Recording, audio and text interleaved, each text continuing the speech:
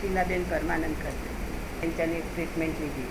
હા. મારા પગમાં ચલાતું નહોતું બિલકુલ, આ જમણા પગમાં, ડાબા પગમાં બિલકુલ પગ જ નહોતો ઉપડતો.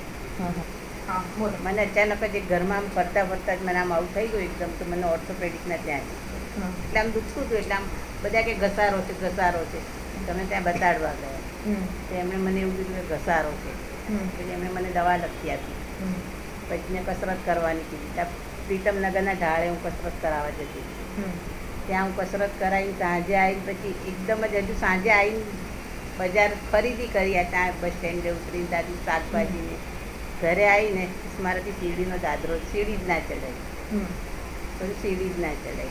પછી અમે પાછા ત્યાં ગાડી ગયા. પછી એમણે મારો એક્સરે લીધો ને આ લીધું ને એ બધું કર્યું એમણે. તો પછી કંઈ ફેર ના પડે, દવા કહીએ ને એટલા ઘડી સારું રહે. પછી એમની પછી મને એમનું સરનામું મળ્યું ને તમારું, એટલે અમે અહીંયા આવ્યા અને અહીંયા અમે ટ્રીટમેન્ટ લીધી. લગભગ 2-3 મહિના અમે છે ને પેટી પંચર કરાવી છે. ખાઈ સારું થઈ ગયું મને, પહેલાંથી થઈ ગયું પગ. અને અત્યારે એ પગમાં મને કોઈ તકલીફ નથી. પછી એ પગમાં મને કોઈ તકલીફ નથી. આ પગમાં હજુ તકલીફ પડે છે, આ પગમાં હજુ મને તકલીફ નથી, ચાલવામાં તકલીફ કોઈ નથી. મને આ ટ્રીટમેન્ટથી મને પગમાં સારું છે, મારી ચલાય છે.